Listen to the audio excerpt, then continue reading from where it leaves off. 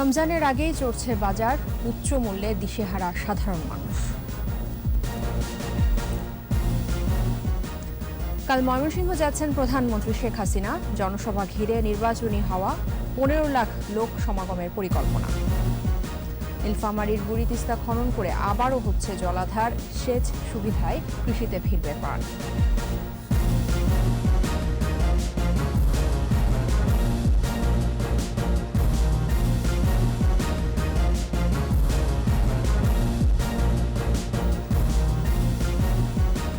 শুনছিলেন first secretary ইসলামী bank limited সংবাদ শিরোনাম। আমন্ত্রণ জানাচ্ছি দুপুর 2টার 21 সংবাদে। আপনাদের সাথে আছে মিতাজ নুবাজাবি। 21 টেলিভিশনের সংবাদ একই সাথে সরাসরি দেখতে পাবেন আমাদের ফেসবুক পেজ www.facebook.com/2124 অনলাইনে। সংবাদে আরও থাকছে। টুকরো মাছ মাংস বিক্রির নজির, 2 টাকাতেও মিলবে ভোজ্য তেল। দেশের সবখানে এ ধরনের বাজার ব্যবস্থা চালুর দাবি।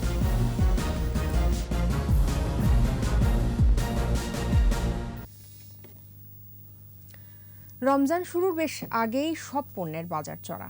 বেড়েছে মাছ মাংস, সবজি, খেজুরের দাম। আগের বাড়তি দামেই বিক্রি হচ্ছে ডাল, ছোলা, চিনি, আদা ও রসুনও। পণ্যের ঊর্ধ্বমুখী সূচকে বিপাকে সাধারণ মানুষ।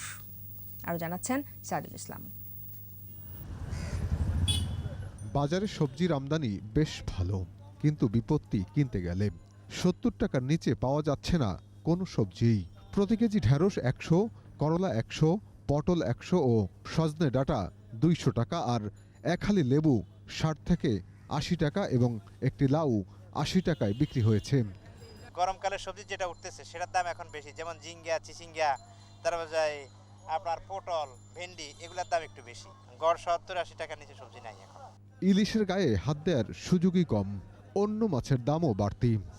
পাবদা হচ্ছে 450, রুই 350 টাকা কেজি, কাতলা একই দাম 350, 360। এখন একটু মাছের দাম বেশি, মাছের আমদানি কম। ইলিশ এখন বর্তমানে মনে করেন 1 কেজি সাইজ তো নাই, 800-900 গ্রাম আছে, ওটি মনে করেন 1400-1500। আগের বাড়তি দামেই গরুর মাংস 750 আর খাসির মাংস 1100 টাকা কেজিতে বিক্রি হচ্ছে। আরেক দফা বেড়ে ব্রয়লার 260 আর কক মুরগি হাঁকা হচ্ছে 380 টাকায়। হলো 750 টাকা আর খাসি হলো 1100 টাকা। একটা গরুতে 8000-10,000 টাকা করে বাড়ছে, তাহলে আমরা কিভাবে বাঁচবে? সব ধরনের খেজুরের দাম প্রকারভেদে কেজিতে 2 থেকে 300 টাকা বাড়ার কথা জানায় ব্যবসায়ীরা। গত বছর খেজুর বিক্রি করছি, যেটা বিক্রি করছি 800, ওটা এবার 1000। বাইরের যে আইটেমগুলো বলছিলেন, যেমন ওই যে মালটা, আপেল, নাশপাতি, এগুলো ধরা ছোঁয়ার বাইরে। ন্যূনতম চাহিদা মেটাতেও হিমশিম খাচ্ছেন সাধারণ মানুষ। আয় ব্যয়ের হিসাব মিলছে না তাদের। কোনো কিছু করার ক্ষমতার মধ্যে নাই আসলে। আমরা এখন বাধ্য হইতেছি মানে খাওয়ার জন্য, বাঁচার জন্য। অ্যাকচুয়ালি মানুষের জন্য কেনার মতো সাধ্য না, যারা মধ্যবিত্ত তারা খুব কষ্টে আছে। এত দাম দিয়ে আমরাই সাধারণত নিতে পারি, কিন্তু ওরা তো নিতে পারবে না। একটু তার বাজারের মূল্যটা আসলে কমালে ভালো হয় আর কি। অনেক চড়া প্রত্যেকটা জিনিস দাম। একটা লাউ, ছোট একটা লাউ 80 টাকা চায়। রোজার আগেই তো বাড়তি, আর রোজা যে কি হবে আল্লাহ জানে। অনেক বাড়তি, 100 টাকা করে আপনার পটল, ঢেঁড়স 100 টাকার উপরে। আদা, রসুন, পেঁয়াজ, ডাল, ছোলাও আগের বাড়তি দামে বিক্রি হচ্ছে। সাইদুল ইসলাম, 21 টেলিভিশন, ঢাকা। ভোক্তাদের নাগাল ছাড়া অনেক পণ্য, এমন বাস্তবতায় টুকরো মাছ মাংস বিক্রি করে নজর কেড়েছেন রাজধানীর এক দোকানি। সেখানে 35 টাকায় মাংস, 5 থেকে 10 টাকায় ডাল, চিনি আর 2 টাকাতেও কেনা যাচ্ছে ভোজ্য তেল। দেশের সর্বত্র এমন বাজার ব্যবস্থা জরুরি বলছেন সংশ্লিষ্টরা। মোহাম্মদ ওয়াসিমের ক্যামেরায় শাকের আরজুর বিশেষ রিপোর্ট।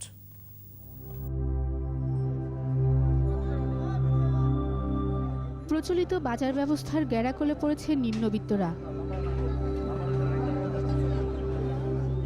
মাছ মাংসের বাজার নাগালের বাইরে, মধ্যবিত্তেরও একই অবস্থা। স্বাদ থাকলেও আস্ত মুরগি বা 1 কেজি মাংস কেনা তাদের পক্ষে কঠিন। রাজধানীর কারওয়ান বাজার, যেখানে উচ্চ নিম্ন সব রকমের ক্রেতারাই আসেন প্রতিদিন। দোকানে মাছ মাংসের অভাব নেই, তবে সবাই কিনতে পারেন না। সামর্থ্য ও প্রয়োজন এখানে মূল্যহীন। অনেকেই কেজির নিচে বিক্রি না করায় 100-200 গ্রাম মাংস কেনা যাদের সামর্থ্য, তারা এ বাজারে অসহায়। যেভাবে জিনিসের দাম বাড়ছে, করার ক্ষমতাটা আমাদের একটু বাইরেই চলে গেছে। লজ্জা দেয় বা তারা ক্রিটিসাইজ করে আর কি, যেটা আসলে অনেক সময় শুই না শোনার মতো ভান ধরে চলে যেতে হয়। ইচ্ছে পরিমাণ পণ্য না মেলায় শুধু নিম্ন আয়ের মানুষই নন, ব্যাচেলরদের জন্যও মাছ মাংস খাওয়া এখন দুরূহ। এই মাছগুলা স্বাভাবিকভাবে পুরাটা একজনেই নেই, এটা কাইটা বিক্রি হয় না। 2-3 পিস মাংস বিক্রি হয় না, নিম্নপক্ষে আধা কেজি। সোনালী মুরগির দাম হচ্ছে 340 টাকা, নিলে আপনাকে পুরা মুরগি নিতে হবে, ওজন দিয়ে নিতে হবে। মুদি দোকানেও একই পরিস্থিতি, কেউ চাইলেই 10 টাকার চিনি, ডাল বা তেল কিনতে পারেন না। ডালের যে আইটেমগুলো আছে ওগুলো 250 গ্রাম সর্বনিম্ন নিতে পারবেন। খোলা তেল তো আর আমরা সেল করি না, আমরা ওই যে আধা লিটারের বোতল 800 টাকা দিয়ে কাজ করছি। 3 কেজি চাল, আধা কেজি তেল লইলে আর মাছ কেনার মতো, তরকারি কেনার মতো টাকা থাকে না, তাহলে আর কি করা যায়? রাজধানীর বাজারগুলোতে যখন এই অবস্থা, তখন ব্যতিক্রম দক্ষিণখানের জুয়েল পাটোয়ারির দোকানে। এখানে ক্রেতারা ঠিক ততটুকুই কিনছেন যতটুকু তাদের প্রয়োজন। জিরা, হলুদ মরিচের গুঁড়ো, 30 টাকায় 5 রকমের ডাল। নিম্ন আয়ের মানুষের জন্য রয়েছে 35 টাকার গরুর মাংসের টুকরো। বেসালাদ থাকি, কম দামে তো অনেক কিছু পাওয়া যায়। 70 টাকা দিয়ে 2 পিস রান কিনলাম, 1 পিস পাঙ্গাস কিনছি মাত্র 25 টাকা দিয়ে। 110-15 টাকার ভিতরে আমার সব হয়ে গেছে। এক টুকরো মুরগি, এক টুকরো ইলিশ সহ নানা পণ্য তিনি বিক্রি করছেন ক্রেতার চাহিদা অনুযায়ী। ইন্ডিয়া থেকে পেঁয়াজ রপ্তানি বন্ধ হয়ে গেছিল, তো তখন পেঁয়াজের দাম 280 টাকা পর্যন্ত গিয়ে ঠেকছিল। তখনই আমার মাথায় একটা চিন্তা আসলো যে ছোট প্যাকেটের মধ্যে প্রতি হালি 10 টাকা প্যাকেট করে দোকানের সামনে ফ্রিজের উপর সাজিয়ে রাখছিলাম। মোটামুটি ওই দিন পুরো এলাকায় সারা পড়ে গেছিল যে এত দামের মধ্যেও 10 টাকায় পেঁয়াজ পাওয়া যায়। আসছে রমজানে জুয়েল পাটোয়ারির দোকানে থাকছে বিশেষ আয়োজন। রমজান ক্যাটাগরির মধ্যে যত কিছু আছে এগুলাই শুধু আমার যতটুকু কেনা আমি সেভাবে ইনশাল্লাহ বিক্রি করব। বাংলাদেশেও ভারতের মতো বাজার ব্যবস্থা চালু হলে ভোগ বৈষম্যের পাশাপাশি পণ্যের অপচয়ও কমবে। এছাড়া নিম্ন আয়ের মানুষরা সামর্থ্য ও চাহিদা অনুযায়ী স্বাচ্ছন্দ্যে পণ্য কিনতে পারবেন বলছেন সংশ্লিষ্টরা। শাকিরা আরজু, 21 টেলিভিশন, ঢাকা। কাল ময়মনসিংহে যাচ্ছেন প্রধানমন্ত্রী শেখ হাসিনা। বিকেলে সার্কিট হাউস ময়দানে আওয়ামী লীগের জনসভায় বক্তৃতা করবেন তিনি। জনসভা ঘিরে বিরাজ করছে নির্বাচনী আমেজ। 4 বছর পর বঙ্গবন্ধু কন্যার ময়মনসিংহ আগমনে উচ্ছ্বসিত নেতাকর্মীরা। জনসভার প্রস্তুতিও শেষ পর্যায়ে। ময়মনসিংহ বিভাগীয় প্রতিনিধি আতাউর রহমান জুয়েলের রিপোর্ট, জানাচ্ছেন মাসুম আলিসা। ঢাকার ময়মনসিংহ 4 লেন মহাসড়ক থেকে জনসভাস্থল সার্কিট হাউস ময়দান ছাপিয়ে নগরীর সড়কগুলোতে ছেয়ে গেছে ব্যানার ফেস্টুন। সড়কে শোভা পাচ্ছে প্রধানমন্ত্রীর আগমনে বাহারি সব শুভেচ্ছা তোরণ। উচ্ছ্বাসের জোয়ারে ভাসছে গোটা ময়মনসিংহ। প্রিয় নেত্রীকে বরণ করতে অপেক্ষার প্রহর গুনছেন দলের নেতাকর্মী সহ নানা শ্রেণী পেশার মানুষ। মাননীয় প্রধানমন্ত্রী যে স্মার্ট বাংলাদেশ করতে যাচ্ছেন, তিনি যেন দেখে যান যে ময়মনসিংহের নারীরা কিভাবে মাঠে পুরুষের পাশাপাশি জায়গা দখল করে আছে। প্রধানমন্ত্রী আগমনে আমরা খুবই আনন্দিত, খুশি। যাতে শান্তি হয়, মানুষ কিভাবে শান্তিতে চলতে পারে এই একটা ব্যবস্থা করে দিন। প্রধানমন্ত্রীর সফর ঘিরে বইছে নির্বাচনী হাওয়া। নেতারা বলছেন নির্বাচনের আগে দিক নির্দেশনামূলক বক্তব্যে দলের নেতাকর্মীরা ঐক্যবদ্ধ হয়ে সবকটি আসন বঙ্গবন্ধু কন্যাকে উপহার দেবে। আমরা আবারও আগের মতো মাননীয় প্রধানমন্ত্রীকে এই আসন, এখানকার যে আসনগুলো আছে তা উপহার দিতে পারবো। আগামী দিনে আমরা মাননীয় প্রধানমন্ত্রীর নেতৃত্বেই আমাদের যত প্রত্যাশা আছে সেগুলো ইনশাল্লাহ আমরা পূরণ করতে পারবো। প্রধানমন্ত্রীর জনসভা সফল করতে 15 লাখেরও বেশি মানুষের সমাগম ঘটাতে চায় ময়মনসিংহ বিভাগীয় আওয়ামী লীগ। যুগান্তকারী একটা সমাবেশ হবে, যেই সমাবেশ এর আগে কোনো নেতা বা কেউ করতে পারেনি। আমাদের নেতাকর্মীরা চূড়ান্তভাবে প্রস্তুতি গ্রহণ করছেন, আমরা যাতে জননেত্রী শেখ হাসিনার আগমনকে স্মরণীয় করতে পারি। সবশেষ 2018 সালের 2 নভেম্বর প্রধানমন্ত্রী শেখ হাসিনা ময়মনসিংহের সার্কিট হাউস ময়দানের নির্বাচনী জনসভায় যোগ দিয়েছিলেন। মাসুম আলিসা, 21 টেলিভিশন। সেচ সুবিধা বাড়াতে পুনঃখনন হচ্ছে বুড়ি তিস্তা সেচ প্রকল্পের জলাধার। সরকারের মহাপরিকল্পনার আওতায় রিজার্ভার তৈরিতে খনন করা হচ্ছে 667 একর জমি। সংশ্লিষ্টরা বলছেন এটির বাস্তবায়ন হলে সেচ সুবিধার পাশাপাশি বাড়বে মাছের উৎপাদনও। নীলফামারী প্রতিনিধির তথ্যচিত্রে মাসুম আলিসার রিপোর্ট। বুড়ি তিস্তা বাংলাদেশ ভারতের একটি আন্তঃসীমান্ত নদী। এটি ভারতের কোচবিহার ও বাংলাদেশের নীলফামারীর উপর দিয়ে বয়ে গেছে। নদীটির দৈর্ঘ্য 76 কিলোমিটার ও গড় প্রস্থ প্রায় 69 মিটার এবং দেখতে সর্পিলাকার। নদীটি তিস্তার একটি শাখা নদী, তবে একসময় এটি ছিল তিস্তার মূল ধারা। ষাটের দশকে বুড়ি তিস্তার ওপরে নির্মিত নীলফামারীর ডিমলা উপজেলার কালীগঞ্জ ব্যারেজের চিত্র এটি। 2010 সাল পর্যন্ত এই ব্যারেজ দিয়েই সেচ সুবিধা পাচ্ছিলেন চাষিরা। উদ্দেশ্য ছিল রিজার্ভারে পানি জমা রেখে মাছের উৎপাদন ও শুষ্ক মৌসুমে চাষিদের সম্পূরক সেচের আওতায় আনা। কিন্তু দীর্ঘদিন অব্যবহৃত থাকায় জলাধারটি পলি জমে এখন প্রায় ভরাট। এটি পুনঃখননের উদ্যোগ নেয় খুশি স্থানীয়রা। তবে ভরাট জলাধারে এখন যারা চাষাবাদ করছেন তারা ক্ষতিপূরণ চাচ্ছেন। 13 বছর আগে যে পানিটা ছিল তখন মাছ টাছ ছিল, তখন আমাদের পক্ষে খুব ভালো ছিল। সরকারের কাছে আমাদের অনুরোধ, জমি খনন করতে যেন আবাদ বাড়ি আবার বিভিন্ন ফসলি যেন নষ্ট না হয়।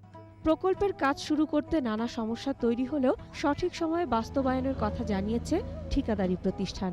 আমরা আশা করি যে 23-24 অর্থ বছরের ভিতরে আমরা এই প্রকল্পের কাজ সরকারকে হস্তান্তর করতে পারব। 5টি প্যাকেজের আওতায় 99 কোটি টাকা ব্যয়ের জলাধারটি খনন শেষে হস্তান্তর হবে আগামী বছরের ডিসেম্বরে। পানি উন্নয়ন বোর্ড বলছে প্রকল্পটি স্থানীয় ও জাতীয় অর্থনীতিতে বড় ভূমিকা রাখবে। এই জলাশয়টা যখন ফুল উদ্যমে যখন চালু হবে তখন এখানে অনেক মাছ চাষ হবে এবং এই নীলফামারী জেলার আমিষের চাহিদা, যে মাছের চাহিদা, এটা পূরণ করতে পারবে। স্থানীয় সংসদ সদস্য জানান, কৃষকদের সেচ সুবিধা নিশ্চিতে নদী ও জলাশয় পুনঃখনন সরকারের অন্যতম অঙ্গীকার। যে উদ্দেশ্য আকাঙ্ক্ষা নিয়ে এগুলিকে পাশ হওয়া এই মাননীয় প্রধানমন্ত্রীর নেতৃত্বে এই প্রকল্প, এরা যেন মানুষের কল্যাণে কাজে লাগে। প্রকল্পটি শেষ হলে সেচ সুবিধার আওতায় আসবে নীলফামারী ও দিনাজপুর জেলার 5,500 একর জমি। মাসুম আলিসা, 21 টেলিভিশন। জানাবো বিশেষ আয়োজন উত্তাল মার্চ।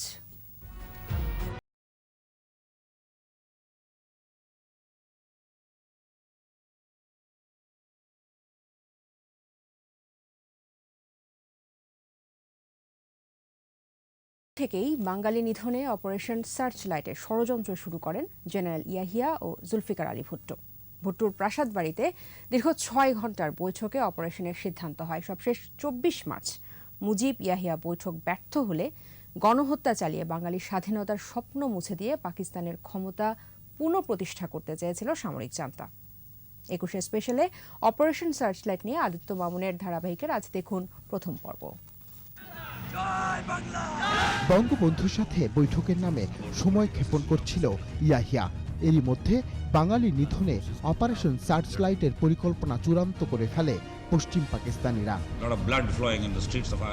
মুজিব ইয়াহিয়া বৈঠক পণ্ড হওয়ার খবর ছড়িয়ে পড়ে সবখানে। ভুট্টোর সাথে বৈঠক করে ইয়াহিয়া পশ্চিম পাকিস্তানে চলে যায়। পাকিস্তানে পা রাখার সাথে সাথেই পূর্ব পাকিস্তানে তৎপর হয়ে ওঠে তার বাহিনী। পাখি শিকার করার নাম করিয়া 17 তারিখ সকালবেলা 3টা হেলিকপ্টার করে ইয়াহিয়া খান সশস্ত্র বাহিনীর প্রধানগণ তারা ফ্লাই করলেন করাচির থেকে হেলিকপ্টারে করে, ল্যান্ড করলেন লারকানাতে ভুট্টো সাহেবের প্রাসাদ বাড়ির সামনে। পাখি শিকার করা কোনো পরিকল্পনা হয়নি, পাখি ছিল বাঙালি। বাঙালি শিকার করা পরিকল্পনা করা হয়েছিল। পাকিস্তানিরা প্রথমেই বাঙালি সৈন্য ও পুলিশকে নিরস্ত্র করতে চেয়েছিল। তাদের লক্ষ্য ছিল আওয়ামী লীগ নেতা, ছাত্র ও বুদ্ধিজীবীদের হত্যা করে পাকিস্তানকে অখণ্ড রাখা। কাকে গ্রেফতার করা হবে, কাকে হত্যা করা হবে এবং কোন কোন সশস্ত্র বাহিনী, ইপিআর, পুলিশ, আনসারদের সঙ্গে সঙ্গে লিকুইডেট করে শেষ করে দেওয়া হবে, সবই পরিকল্পনা ছিল। আরও পরিকল্পনা ছিল যে শেখ মুজিবের তথ্য। পাক হানাদাররা বাঙালি নিধনযজ্ঞ চালায়। রাও ফরমান আলী ঢাকায় এবং সারা দেশে এই হত্যাযজ্ঞের নেতৃত্ব দেন খাদিম হোসেন রাজা। লেখা আছে অপারেশন সার্চ লাইটে ডিজাম করা হবে, ডিজাম করা হলো না। ডিজামটা ছিল কোড ওয়ার্ড। ডিজামটা অর্থ হচ্ছে ধ্বংস করে দাও। অ্যারেস্ট কাউকে করা হয়নি, অ্যারেস্ট করার নাম করে সবাইকে মেরে ফেলা হয়েছে।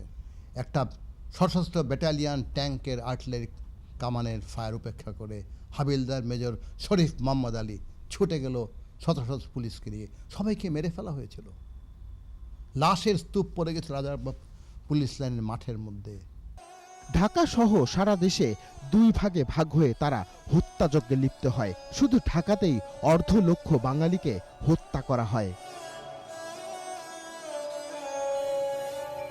ধানমন্ডির ৩২ নম্বরের বাড়ি থেকে বন্দি করার আগে স্বাধীনতার ঘোষণা দেন জাতির পিতা বঙ্গবন্ধু শেখ মুজিবুর রহমান। বাঙালি ঝাঁপিয়ে পড়ে মুক্তিযুদ্ধে। মুক্তিকামী বাঙালি ৩০ লক্ষ প্রাণের বিনিময়ে ছিনিয়ে আনে মুক্তির পতাকা। আদিত্য মামুন, ২১শে টেলিভিশন, ঢাকা। এবার জনদুর্ভোগ।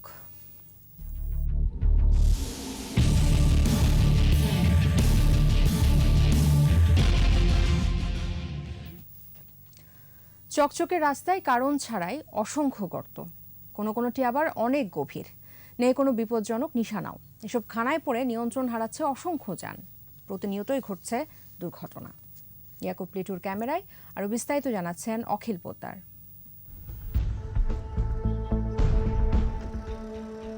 ধানমন্ডি ২৭ নম্বর থেকে রাসেল স্কোয়ার হয়ে পান্থপথের মোড় পর্যন্ত ছোট বড় গর্ত আছে ২৮টি। চলতে ফিরতে বাস কিংবা ট্রাক এসব গর্ত উতরাতে সক্ষম হলেও নিয়ন্ত্রণ হারায় বাইসাইকেল কিংবা মোটর বাইক। মাঝে মধ্যে দুর্ঘটনায় পড়ছে প্রাইভেট কার, সিএনজি সহ ছোট চাকার যান। কেন, কি কারণে রাজপথ জুড়ে অনাকাঙ্ক্ষিত এসব গর্ত তা জানে না কেউ। প্রায় অ্যাক্সিডেন্টে যে রিক্সায় আসে ওদিক থেকে সিএনজি আসে গাত্তার ভিতরে চাক্কা পইরেই উল্টে যায়। প্রতিটা রাস্তায় এরকম সমস্যা, আর আমরা বাইক চালাই তো আরো বেশি সমস্যা হয়। রাস্তার উপরে বড় বড় ফিস প্লেট ফ্লাই রাখছে, ওই সিটগুলো অনেক ক্ষেত্রে সাইকেল বা মোটরসাইকেল, এটাও আমি অ্যাক্সিডেন্ট হয়েছি, 2 বার পা ভাঙছি। এটা নিয়ে অনেকেরই বলা হয়েছে, শ্রীগঞ্জ লোক যারাই আসে তাদেরকে বললে তারা বলতেছে যেটা আমাদেরকে, আমরা ঠিক আছে বলবো না, দেখবো না। মসৃণ রাস্তায় সহসা চোখে পড়ে না এসব গর্ত। খুব কাছে গিয়ে নজরে পড়লে কিছুই করার থাকে না চালকদের, বরং গর্তে পড়ার ঝুঁকি এড়াতে হঠাৎ সিদ্ধান্তে দুর্ঘটনার মুখোমুখি হচ্ছেন চালকেরা।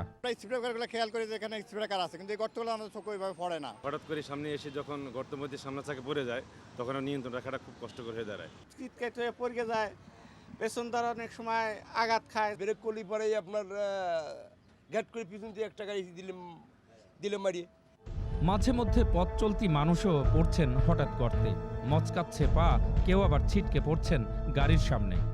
বাসা থেকে যখন স্কুলে যাওয়া হয় তখন এমন গর্ত দেখা যায় যে রাস্তা থেকে 5 থেকে 6 ইঞ্চি নিচে এমন একটা খাদা, যে খাদার মধ্যে আসলে যে পড়লে খুবই একটা বড় দুর্ঘটনা ঘটার সম্ভাবনা থাকে। আমরা নোটিস করিনি ওখানে একটি গর্ত ছিল, এই গর্ত থাকার কারণে আমাদের বাইকটি যখন ওই ওপরে চলে গিয়েছে, আমরা এটার ফলে অ্যাক্সিডেন্ট হয়েছি। প্রায় 6 ইঞ্চি একটা গর্তের জন্য আমার বন্ধু সাইকেল এর চাকা বেজে সে পড়ে যায়, তৎক্ষণাৎ তার হাতটি তখন ভেঙে যায়। আমরা কথা বলতে আসতেছিলাম, আমি হঠাৎ করে খেয়াল করিনি গর্তটা, আমি পড়ে যেতে পারতাম। আমাদের উচিত যে এই বিষয়গুলো আরেকটু যাতে সঠিক ব্যবস্থাপনার সাথে কাজ করা হয় সেটা দেখায়।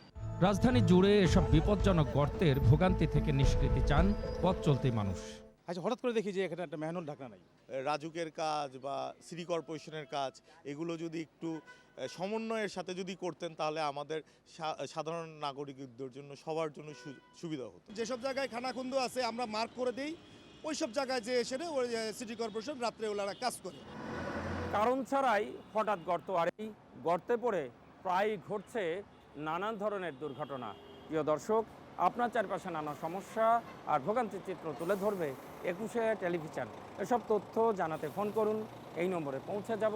আমি অখিল পোদ্দার, আর ২১শে টেলিভিশনের ক্যামেরা আপনাদের দুর্ভোগ দুর্দশায় সবসময় পাশে আছে ২১শে টেলিভিশন। শেষ করব দুপুর 2টার ২১শে সংবাদ। যাবার আগে ফার্স্ট সিকিউরিটি ইসলামী ব্যাংক লিমিটেড সংবাদ শিরোনামগুলো জানাবো আরও একবার। রমজানের আগে চড়ছে বাজার, উচ্চ মূল্যে দিশেহারা সাধারণ মানুষ। কাল ময়মনসিংহ যাচ্ছেন প্রধানমন্ত্রী শেখ হাসিনা, জনসভা ঘিরে নির্বাচনী হাওয়া, 15 লাখ লোক সমাগমের পরিকল্পনা। নীলফামারীর বুড়ি তিস্তা খনন করে আবারও হচ্ছে জলাধার, সেচ সুবিধায় কৃষিতে ফিরবে প্রাণ।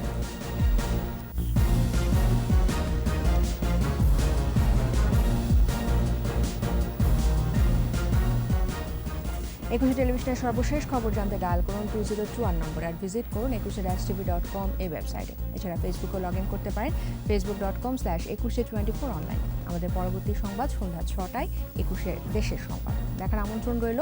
স্বাস্থ্যবিধি মেনে চলুন, সুস্থ থাকুন সবাইকে।